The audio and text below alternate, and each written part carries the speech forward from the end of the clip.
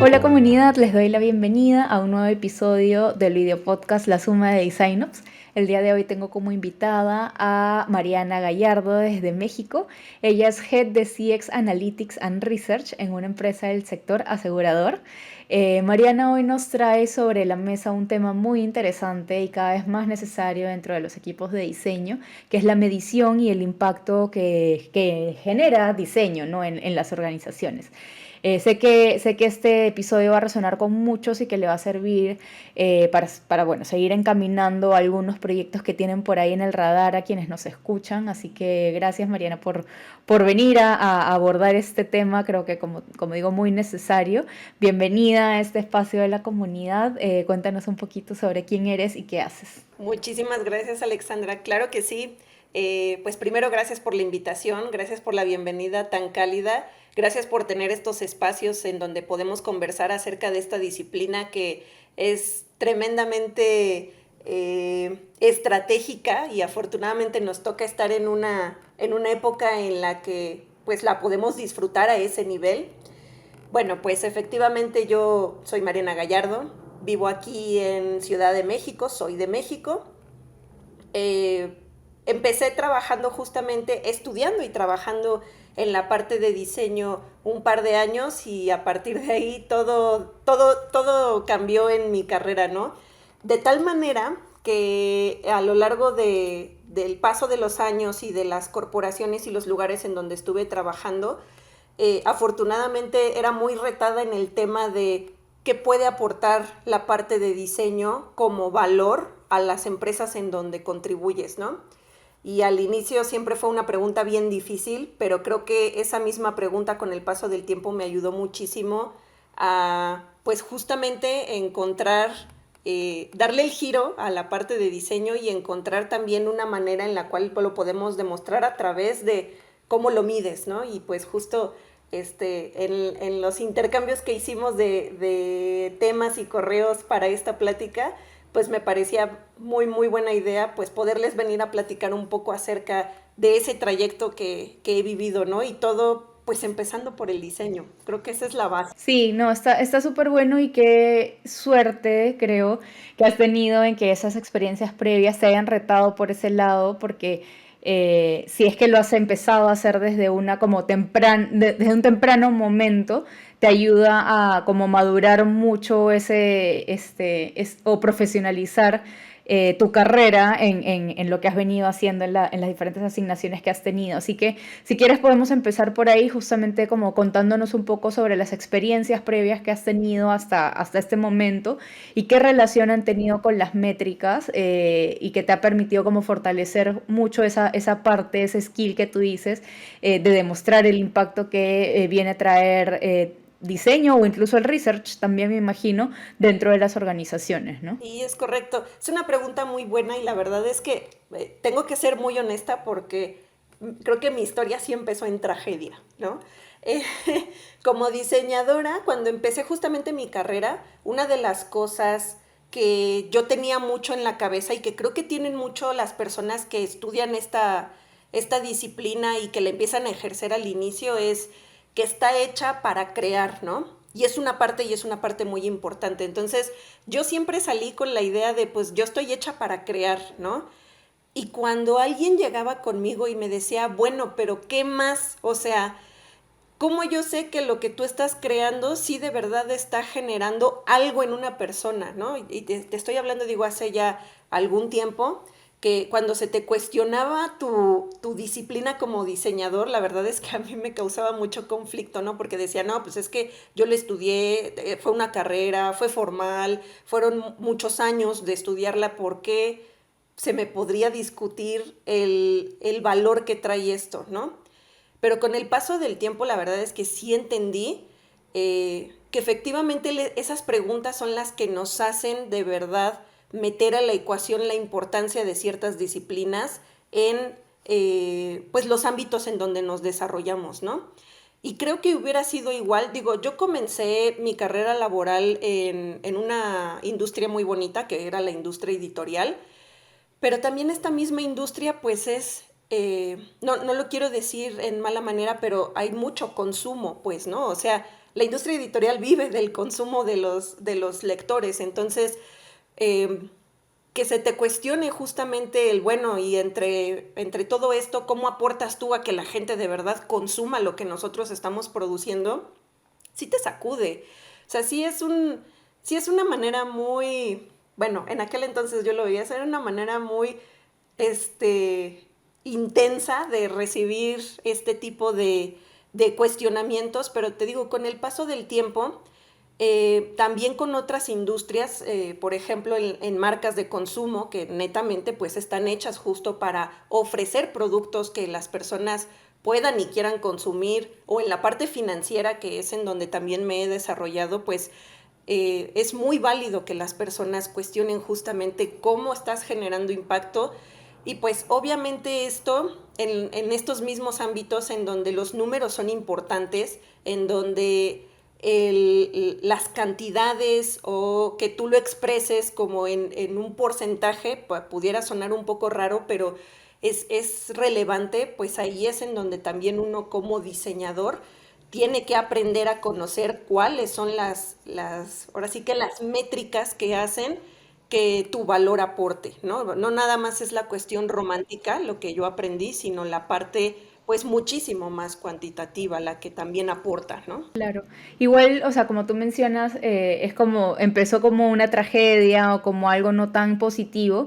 Sin embargo, esa situación que tú has contado ahorita no es algo que se haya quedado en una realidad de hace 10 años. Es algo que inclusive los diseñadores viven hoy en día. Se les cuestiona muchísimo lo que diseñan, las decisiones que toman y de cómo están aportando realmente a los indicadores de negocio en donde ellos, digamos, en las diferentes unidades donde ellos están sentados, ¿no? O sea, creo que si bien es algo que era un dolor desde de hace muchos años, es un dolor vigente todavía y que con lo cual los diseñadores tienen que seguir luchando y que me imagino se sentirán de la misma manera como tú has mencionado, que te sentiste en ese momento. Y no sé, ahí si tú en tu experiencia comparas, ¿qué tanto tú sigues sintiendo como, o sigues encontrando no sé, este comportamiento o esta tendencia de si lo dejaste realmente atrás o si todavía en algunos casos te sigue sucediendo a ti a pesar de que ya tienes varios años de experiencia y recorridos, o tal vez no te sucede porque ya tú vienes preparada de que, ya sé que me van a hacer ese tipo de consultas o de críticas, por así decirlo, y vienes ya preparada a que no te vayan a ganar, ¿no? Sí, claro. De hecho, yo creo que, no sé cómo suene, pero a veces ya nos vacunamos con eso, ¿no? O sea, ya cuando empiezas a tener la experiencia de forma repetida, piensas que en realidad no es culpa de nadie el que se cuestione este tipo de disciplinas, ¿no? A final de cuentas también las tenemos como muy conocidas por la parte más creativa, la parte más manual, ¿no? La parte más de inspiración. Entonces, el poder erradicar un poco esa forma de pensar, pues creo que también es un poco parte de nuestra responsabilidad como diseñadores, como tanto de la comunidad y la paciencia que se tenga, ¿no? Porque, repito, no todas las personas conocen también a profundidad el valor del diseño y no está mal, ¿no? Entonces, de cierta manera, creo que en algún momento me vacuné, si lo queremos ver así, ¿no? Y ya no lo tomo como, híjole, otro más, ¿no? Porque sucede, ¿no?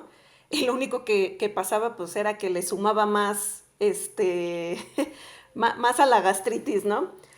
Pero no aportaba la solución. Entonces, eso también, pues, es importante, ¿no? Que tanto uno es resistente a decir, bueno, es uno más, pero seguramente va a ser uno más que al momento de que lo sepa, pues estoy aportando justamente a cambiar este pensamiento que hay alrededor del diseño, ¿no? Claro, y hablando de este tema como ya un poco más formal y no solamente basado en experiencias propias, que cada uno tendrá sus experiencias diferentes, ¿qué es lo que has visto que comúnmente encontramos en la literatura que puede ser un buen punto de inicio de medición o de que te ayude a poner sobre la mesa estos temas como diseñador, ¿no? Sí, claro.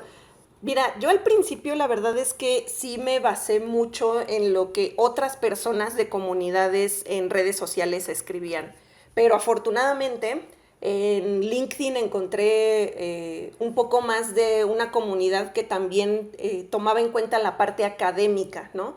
Y son cosas bien difíciles porque a final de cuentas pues yo la academia la dejé, bueno, o sea, formalmente desde hace mucho tiempo, entonces no estás tan involucrada o involucrado en temáticas donde puedes conseguir información pues de mayor asentamiento, ¿no? Tanto académico como para la profesión. Sin embargo, como te decía en LinkedIn, encontré hace ya también tiempo una persona que me recomendó un libro que la verdad es que es el que he utilizado de cabecera y con el que comencé hace tiempo, que se llama Measuring the User Experience.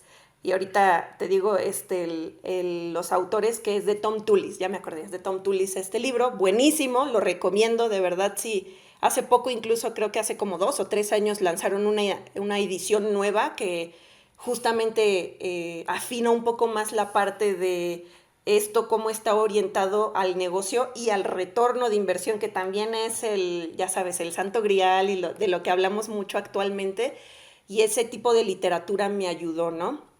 Y hay otro que también me recomendaron ya cuando ahora sí empecé a estudiar la maestría, que se llama Metrics That Matter, que pues también digo, habla un poco más en cuestión de negocio y economía, pero hace clic perfecto porque pues también esa es la contraparte que como diseñadores tenemos la responsabilidad de tener en la cabeza, ¿no? O sea, qué es lo que cómo miden el impacto en otras disciplinas y qué puedo tomar yo de ellas para poder también hacer mi adaptación, ¿no? De acuerdo. Sí, y me encanta porque justo en varios de los últimos episodios que hemos tenido en el podcast, los invitados han traído justo como sugerencias de libros y que creo que aporta un montón a la comunidad porque, como dije hace un ratito, no se basan solamente en la experiencia de otro profesional que puede tener una realidad muy diferente a la de ellos, sino ya en algo sustentado y validado como académicamente y son libros que sí, creo que tengo uno de ellos, de hecho, y que vale la pena totalmente revisarlo, ¿no? Y ya volviendo tal vez ahora sí a tu experiencia, que para seguir ahondando aquí en el episodio, en base justamente a este camino que has seguido, ¿tú qué, o sea, en qué momento o qué necesidades fuiste encontrando en el camino para definir o decidir empezar a profundizar más sobre este tema? Un poco ya lo has mencionado, pero ¿qué retos se te fueron presentando en el camino para decir, ok, definitivamente tengo que hablar como en números, en un idioma tal vez muy similar a negocio, que te ayude a sustentar tus ideas, tus propuestas y todo? Pero ¿qué hubo ahí alrededor de esas necesidades y la realidad por la que pasaste? Sí, como bien dices, creo que ya cuando pasa uno la parte de la identificación del escenario del problema, que le llaman, y ya sabiendo, por ejemplo, cómo otras disciplinas miden el impacto de su trabajo, creo que para mí lo siguiente fue qué herramientas puedo yo utilizar, o sea, literal herramientas técnicas para poder tener este registro de una forma muy pulida, porque las otras disciplinas, la gran ventaja que tienen o que tenían en esa ocasión era que pues ya hay fórmulas, ¿no? Como bien dices también, ya había literatura, ya había personas que habían probado y reprobado todas estas fórmulas para que se convirtieran ya después en un estándar y en una métrica. Y para la parte del diseño, y en mi caso del diseño de la experiencia, también si lo queremos abarcar un poco más, pues afortunadamente hay herramientas. La cuestión es ahora cuál de todas es la que de verdad en la industria donde estás, con el equipo que tienes, incluso con el nivel de madurez que tiene el equipo, los otros equipos y la empresa, puedes de verdad comunicar de forma eficaz y asertiva una métrica que tú ya tienes en mente que puede ser la que aporte valor, ¿no? Entonces, creo que para mí ese fue el siguiente paso, ¿no? O sea, ¿qué herramientas? Porque, pues además no todos las manejan, no todos las manejan en la industria donde tú estás, ¿no? Y eso lo puede hacer un poco complicado. Y ahí fue donde también, pues, hubo mucho ensayo y error para encontrar algo que te ayudara, y que fuera lo suficientemente fidedigno para que las personas pues lo tomaran como parte del dashboard, perdóname, que pudiera formar parte en conjunto con las otras métricas que se tenían en la mesa, ¿no? Claro. Y hablando ya ahí justo como mencionas, qué herramientas utilizar o incluso me imagino qué métricas utilizar para ciertos contextos, en ciertos rubros, en ciertas industrias, ¿de qué manera tú has visto que se puede definir justamente cuál es la que más te conviene en ciertos contextos? O cómo es ese proceso de definición, qué tanto se conecta, no sé, con el proceso de diseño, o sea, ya como para ir aterrizando un poco más las ideas y que se lleven inclusive referencias de, bueno, si estoy comenzando a trabajar con más métricas y hablarle más cercano al negocio, ¿de qué manera puedo definir, como te decía, ¿no? Las herramientas, las métricas, el proceso a seguir? Por ejemplo, de mi lado era conocer un poco de todo el trabajo que hacíamos en el equipo, cuáles tenían tal vez una métrica que pudieran compartir en común, para que también la medición estuviera estandarizada y esta misma medición estuviera permanente, si lo queremos ver así, ¿no? Podría decirse que puede ser un equivalente a cuando en la experiencia que se comenzó a medir de forma análoga se utilizaba el famoso NPS, ¿no? Y que se ocupa y se sigue ocupando como incluso parte de la estandarización de todas las personas que hacen diseño de la experiencia, ¿no? Entonces, para mí al principio era justamente encontrar una métrica que pudiera funcionar para todo el trabajo que se hiciera, porque también si no empiezas, o empiezas con muchas y vas a hacer que la gente se pierde, o pues no logras tampoco empezar a aterrizar qué es lo que quieres decirle a la gente con el mismo valor del diseño. ¿Cuál es la que a mí para iniciar me funcionó bastante? Pensando que en el equipo lo que se diseñaba justamente eran experiencias y el propósito de la experiencia era que las personas lograran cumplir sus tareas, ¿no? O que lograran cumplir el cometido por el cual pasaban por esa experiencia. El task success era un muy buen comienzo, ¿no? Y sé que llegábamos tarde para medir la tasa de tareas completadas, ¿no? Porque sé que en muchos otros contextos, pues es una métrica muy común, ¿no? Sin embargo, yo con el círculo en donde preguntaba, asumía que era común, pero no todas las personas lo tenían como en el radar, ¿no? Y justo por esto que te mencionaba, que el entenderlas es el primer paso, el conocer herramientas es el segundo, el tercero y para mí el más difícil es posicionar esta métrica, ¿no? Porque obviamente también volvemos al inicio, como se discute mucho la disciplina del diseño, también se discute las actividades de consecuencia del diseño, ¿no? Que es como de, bueno, y esto nunca nadie lo había escuchado, de qué trata, y como por qué vendría a ser de relevancia, etcétera, ¿no? Pero, pues así, o sea, creo que con un comienzo que ayudó a estandarizar la experiencia, pues en la mayoría de las actividades que realizábamos, pues podíamos decir que empezábamos con un pie derecho, ¿no? Sí, me parece súper interesante y ahí tal vez conecto un poco con lo que hablamos justo antes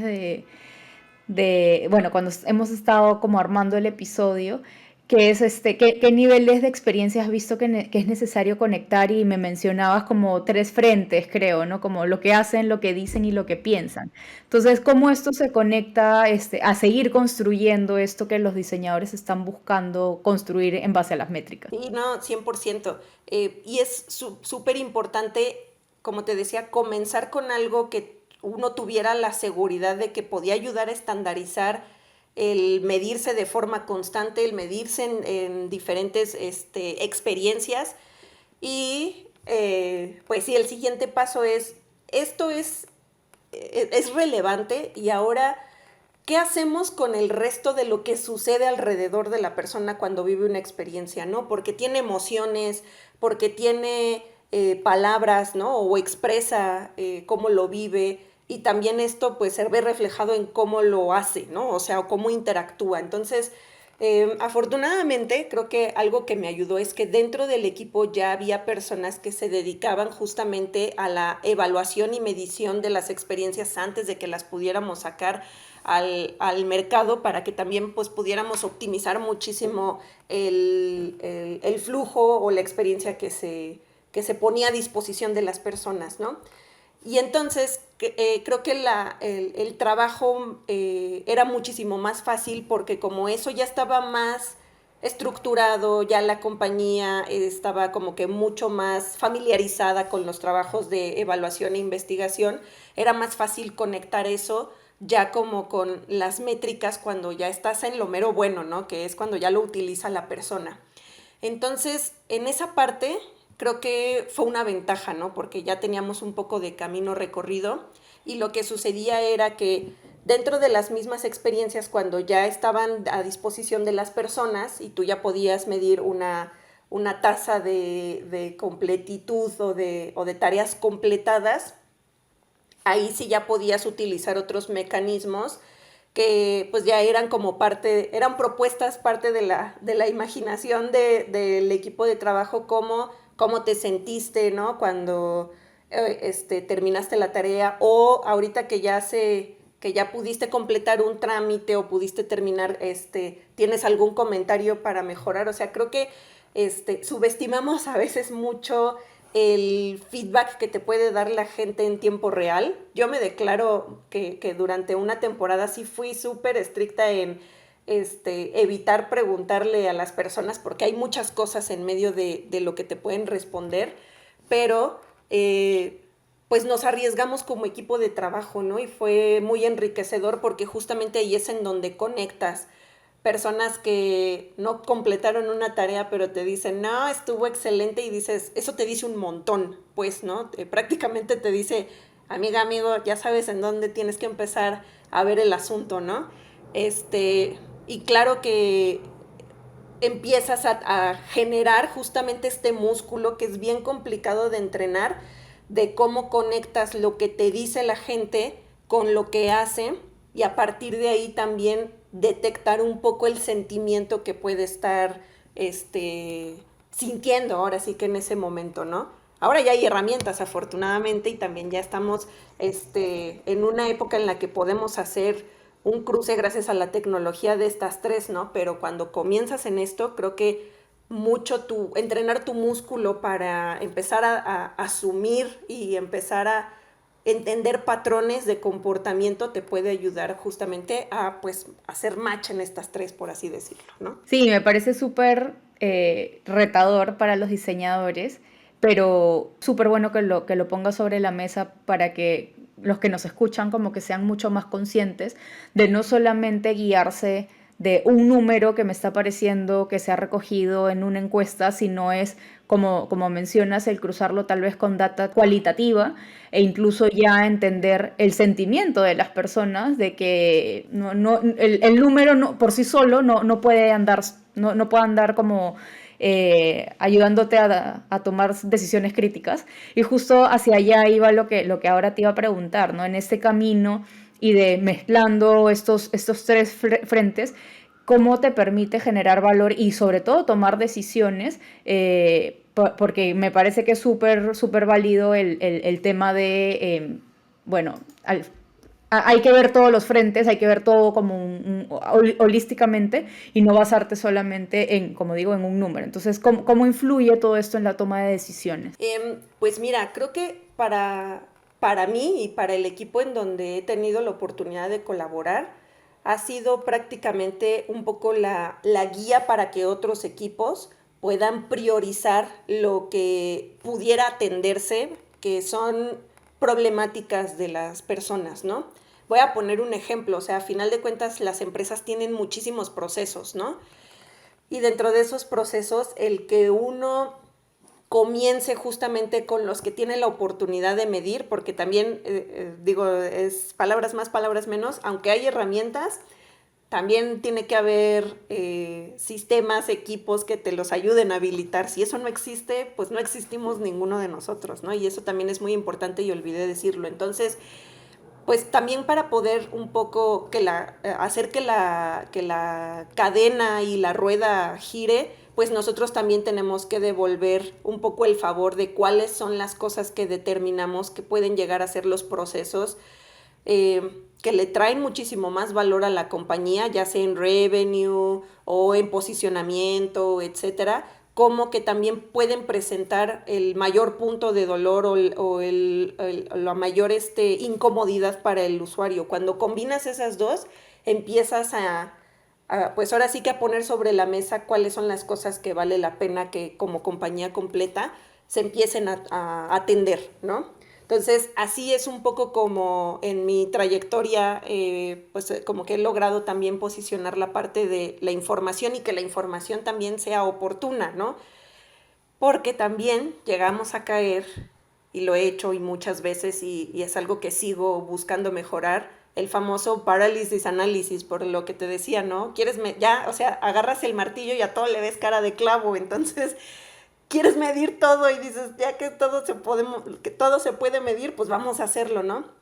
Y no necesariamente es lo más sano, ni lo más recomendable, ¿no? Porque también te llegas a perder en todo eso. Entonces, cuando lo empiezas a segmentar y ves qué es lo que trae más valor para el equipo y la compañía y qué es lo que está produciendo más pains con los clientes o los usuarios o quienes consumen tu solución, ahí es en donde está el meollo del asunto y en donde puedes ahora sí que poner la carne en el asador, ¿no? Ahí es en donde creo que ya las personas entienden que es en donde empieza a verse el valor de, pues el medir, ¿no? Y el medir cosas abstractas como lo que diseñas y la experiencia que pones a disposición. Sí, ahí creo que hay una como decisión muy importante de priorizar qué es lo que vas a medir para entender qué es lo que vas a analizar, porque si no, como tú dices, al final te puedes terminar abrumando de tanta data, tanta información y probablemente no va ni siquiera por ahí el camino que debes seguir para tomar esas decisiones.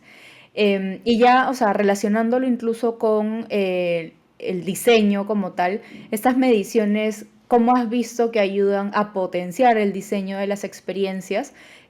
Obviamente, imagino, basadas en esas tomas de decisiones, pero ya hablando de qué le sirve a un diseñador contar con un buen set de métricas priorizadas en los proyectos que están atendiendo. Para lo que me ha tocado, adicional a la aportación que le puedes hacer al negocio y a donde te vas acercando más a proponer valor, también ayuda mucho a que las personas de forma individual puedan conocer cuáles son las cosas que pueden pulir en su ejercicio del día a día, ¿no? Eh, y esto, por ejemplo, las personas que generan los entregables que que están más a disposición de los usuarios, digo, lo voy a poner un ejemplo, las personas que se dedican un poco más a la parte, por ejemplo, de el diseño de la interfaz, etcétera, creo que les da mucho parámetro de en dónde, o sea, ya que te desprendas de la idea de que la cuestión ya no es una cuestión de estética, sino ya es una cuestión funcional. Pareciera que no sucede en el 2025, pero son cosas que siguen pasando y son naturales, ¿no? En especial cuando estás empezando a ejercer tu camino justamente en la carrera del diseño, ¿no? Entonces, creo que adicional justamente pues a demostrar que hay un aporte hacia el negocio, también creo que el medir este tipo de cosas ayuda a que las personas empiecen a tener también una visión objetiva de su trabajo y que dejemos de hablar justamente desde la perspectiva de, no, pues es que tengo el alma creativa, déjenme ser, sino más bien está bien cómo canalizas esa alma creativa para que sepas que estás haciendo algo funcional, sostenible y que la gente quiere utilizar, ¿no? Y que además se ve bello. Sí, no, totalmente válido. Y bueno, como ya para ir terminando, Mariana, que me parece también muy necesario conversarlo, que es quiénes del equipo consideres que deban estar involucrados en estas conversaciones y mediciones como para tener el panorama completo y que no se te escape nada de las manos. Estas son las buenas. Hablando de un equipo de diseño, Puede ser desde ambos frentes, ¿no? Como desde la parte claro, dentro del equipo de diseño, pero también stakeholders que tú consideres que tienen que estar en la conversación y que tal vez normalmente no son tan considerados, ¿no? En la fórmula. sí, 100%, ¿verdad? Mira, para mí alguien que con suma sinceridad subestimaba, no subestimaba, perdóname, que creo que no lo tenía tanto en el radar, son las áreas que operan, las soluciones que ofrecen las compañías. Entonces, un área operativa, híjole, incluso hasta que formen parte del mismo equipo de diseño y que estén trabajando en conjunto, me parece que ya debería de ser un poco nuestro estándar en la disciplina de aquí en adelante, ¿no? Y creo que a veces no son tan considerados, justamente porque a veces creemos que la operación ya está como tan estandarizada, ya tiene sus reglas y creemos o asumimos que no pueden salir de esas reglas y es todo lo contrario, ¿no? Son las personas que justo con su estructura te pueden ayudar a ver en dónde es o sea, qué parte de la caja es en donde te tienes que enfocar. Son las que sorprendentemente se salen más de la caja de lo que uno pensaría, no nada más que son muy reservadas y son las que más información tienen y que más apoyo piden para poder también organizar esa información, porque a final de cuentas es de la que más te aporta también para la disciplina del diseño. Entonces yo decía, operaciones es súper importante, ¿no? Y pues otras áreas que creo que son para convencer, ¿no? Finanzas, este, también para mi, creo que he tenido muy buena suerte de verdad en mi carrera, pero he involucrado, por ejemplo, a áreas jurídicas que pensaríamos que son complicadas y no sabes la cantidad de disposición y o sea, cómo pueden recuperar cosas que uno pensaría que no pudiera una persona de jurídico tomar de la disciplina de diseño y lo hacen excelente, ¿no? Entonces, creo que esas tres para mí son mi top. Genial, no, está súper bueno porque como dices, muchas veces suelen pasar desapercibidas y como incluirlas en la fórmula de a quienes tengo que considerar. Así que viene súper bien esa parte de incluirlas o de tocarles la puerta en momentos diferentes y una vez más, todo va a depender del proyecto que estén llevando, del alcance que tenga y todo. O sea, no es una regla, pero es una buena recomendación. Y bueno, hablando de recomendaciones, igual llegamos a la última pregunta de la conversación, que es la común en todos los episodios, que es qué skill, conocimiento, actitud recomiendas que deba tomar en cuenta los design-ops para afrontar los retos que hoy en día has visto que tienen los equipos de diseño. Ay, esa no la pensé, Alexandra. Pero es que, ¿sabes qué? Comúnmente siempre pienso, y de verdad no es payasada ni nada, que más bien para otras disciplinas una actitud o un skill muy de valor es el aprender de diseño. Creo que complementa mucho, ¿no? Pero cuando estás en diseño y tienes que aprender otro skill, este, para mí creo que es el comunicarte de forma correcta. Y esto lo puedes aprender, pues incluso hasta desde una disciplina deportiva, de escénica, ¿no? Como teatro, como danza, que te ayuda muchísimo a perderle el miedo a lo que puedan decir de ti, ¿no? Y creo que para la gente que me ha tocado ver, digo, no es constante ni tampoco puedo decir que está escrito en piedra, pero me ha tocado ver que las personas que tienen la habilidad del diseño y que en algún momento de su vida estuvieron expuestos o expuestas a disciplinas justamente deportivas, culturales, como teatrales, etcétera, les cuesta menos trabajo expresar de forma más concreta justo el valor de la disciplina, ¿no? Entonces, yo sí los invito, si nunca es tarde, si se quieren meter al club de teatro de donde vivan, en donde trabajen, si quieren formar parte del equipo de nada sincronizado, aunque no lo crean, ayuda muchísimo, ¿no? Y creo que es un skill que que como diseñadores, pues es muy lindo, ¿no? O sea, creo que ayuda muchísimo también para que uno pueda crecer en la profesión y ayude a la profesión a crecer. Sí, así es. Esos complementos siempre son buenos.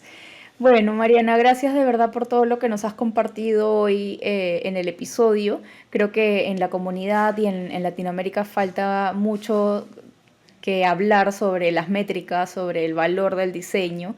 Y como mencioné, creo al inicio, cada vez es más necesario porque los diseñadores siguen siendo cuestionados por el trabajo que hacen.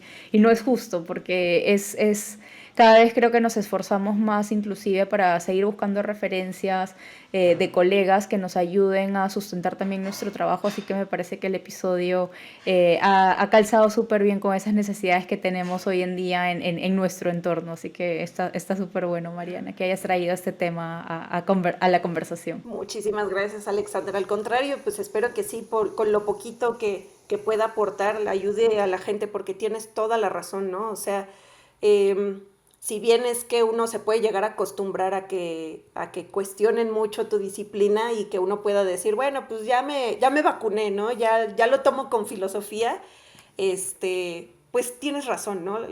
Mucha gente de la disciplina le ha echado un montón de ganas buscando cómo de verdad explicar al mundo lo que vale la disciplina, y pues creo que mientras más herramientas podamos tener, pues espero que también eso ayude a que se sienta menos esa presión, ¿no? Sí, así es. Y que este espacio o este tipo de contenidos que está hecho para la comunidad siga fomentando esas conversaciones y conexiones, porque estoy segura de que si por ahí hay algún mexicano que nos esté escuchando y que justo está en Ciudad de México, te puede buscar con total confianza como para extender esta conversación y seguir como intercambiando ideas de los retos que está pasando otra persona en base a también el aporte que tú le puedas dar de tu experiencia, ¿no? 100%. Bien recibidos todas y todos. Listo, bueno, gracias Mariana y gracias también a los que nos han escuchado hasta esta parte del episodio. Ya nos vemos en un par de semanas. Adiós. Gracias.